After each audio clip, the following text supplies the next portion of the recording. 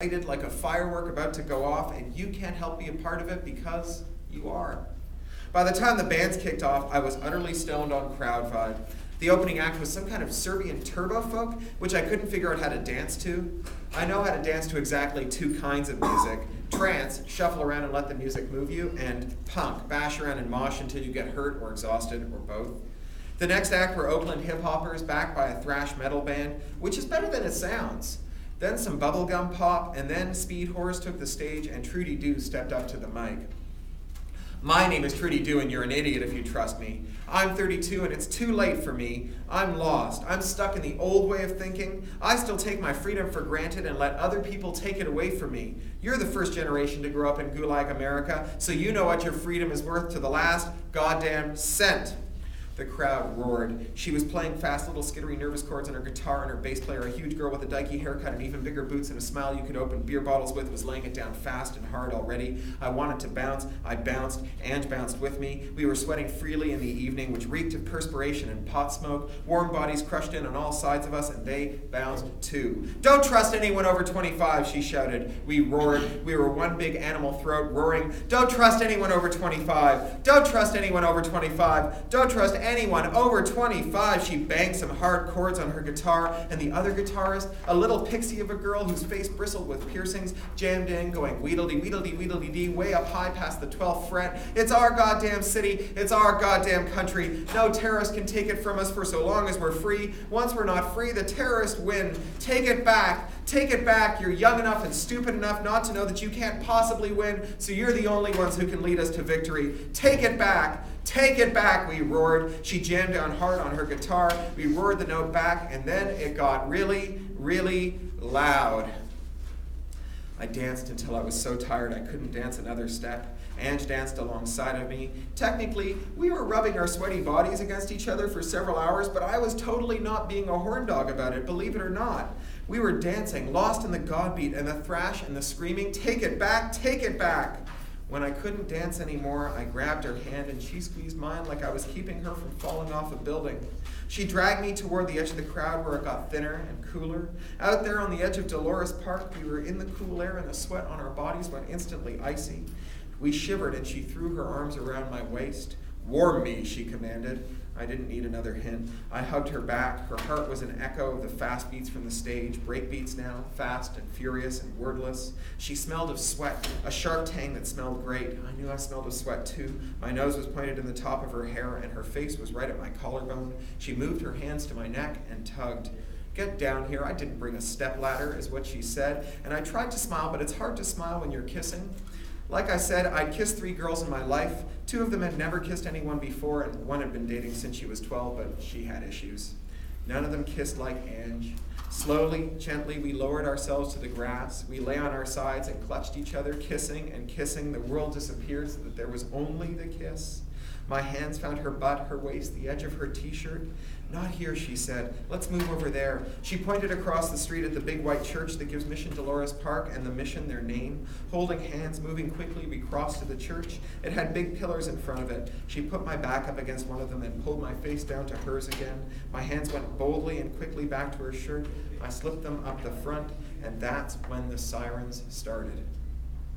They were louder than anything I'd ever heard. A sound like a physical sensation, like something blowing you off your feet. A sound as loud as your ears could process, and then louder. Disperse immediately, a voice said, like God rattling in my skull. This is an illegal gathering. Disperse immediately. The band had stopped playing. The noise of the crowd across the street changed. It got scared, angry. I heard a click as the PA system of car speakers and car batteries in the tennis courts powered up. Take it back! It was a defiant yell, like a sound shouted into the surf or screamed off a cliff. Take it back! The crowd growled, a sound that made the hairs on the back of my neck stand up. Take it back, they chanted. Take it back! Take it back! Take it back! The police moved in lines, carrying plastic shields, wearing Darth Vader helmets that covered their faces. Each one had a black truncheon and infrared goggles. They looked like soldiers from some futuristic war movie. They took a step forward in unison, and every one of them banged his truncheon on his shield, a cracking noise like the earth splitting. Another step, another crack. They were all around the park and closing in now. Disperse immediately, the voice of God said again. There were helicopters overhead now. No floodlights, though. The infrared goggles, right, of course. They'd have infrared scopes in the sky, too. I pulled Ange back against the doorway of the church, tucking us back from the cops and the choppers. "Take it back," the PA roared. It was Trudy Doo's rebel yell, and I heard her guitar thrash out some chords, then her drummer playing, then that big, deep bass. "Take it back," the crowd answered, and they boiled out of the park at the police lines.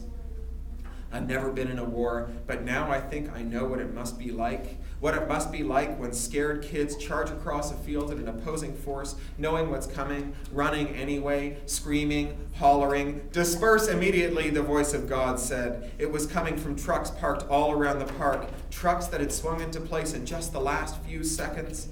That's when the mist fell. It came out of the choppers, and we just caught the edge of it. It made the top of my head feel like it was going to come off. It made my sinuses feel like they were being punctured with ice picks. It made my eyes swell and water and my throat close. Pepper spray. Not 100,000 Scovilles, 1.5 million. They'd gasped the crowd. I didn't see what happened next, but I heard it over the sound of both me and Ange choking and holding each other. First the choking, retching sounds, the guitar and drum and bass crashed to a halt, then coughing, then screaming. The screaming went on for a long time. When I could see again, the cops had their scopes up on their foreheads, and the choppers were flooding Dolores Park with so much light it was like daylight. Everyone was looking at the park, which was good news, because when the lights were up like that, we were totally visible. "What do we do?" Ange said. Her voice was tight and scared. I didn't trust myself to speak for a moment. I swallowed a few times. "We walk away," I said. "That's all we can do. Walk away like we were just passing by, down to Dolores and turn left up towards 16th, like we were just passing by, like this is none of our business." "That'll never work," she said. "It's all I've got." "You don't think we should try to run for it?" "No," I said. "No, if we run, they'll chase us. Maybe if we walk, they'll figure we haven't done anything and let us alone. They have a lot of arrests to make. They'll be busy for a long time." The park was rolling with bodies, people and adults, clawing at their faces and gasping. The cops dragged them by the armpits, then lashed their wrists with plastic cuffs and tossed them into the trucks like rag dolls. "Okay," I said. "Okay," she said. And that's just what we did. Walked, holding hands quickly and businesslike, like two people wanting to avoid whatever trouble someone else was making. The kind of walk you adopt when you want to pretend you can't see a panhandler or don't want to get involved in a street fight. It worked. We reached the corner and turned and kept going. Neither of us dared to speak for 2 blocks. Then I let out a gasp of air I hadn't known I'd been holding in. We came to 16th Street and turned down toward Mission. Normally that's a pretty scary neighborhood at 2 a.m. on a Saturday. That night it was a relief. The same old druggies and hookers and drunks and dealers. No cops with truncheons and no gas. I said as we breathed in the night air. "Coffee?" "Home," she said. "I think home for now. Coffee later." "Yeah," I agreed. She lived up in Hayes Valley. I spotted a taxi rolling by and I hailed it. That was a small miracle. There are hardly any cabs when you need them in San Francisco. "You got cab fare home?" "Yeah," she said. The cab driver looked at us through his window. I opened the back door so he couldn't take off. "Good night," I said. She put her arms behind my head and pulled my face toward her. She kissed me hard on the mouth with nothing sexual in it, but somehow more intimate for that. "Good night," she whispered in my ear and slipped into the taxi. Head swimming, eyes running, a burning shame for having left all those ex-netters to the tender mercies of the DHS and the SFPD. I set off for home.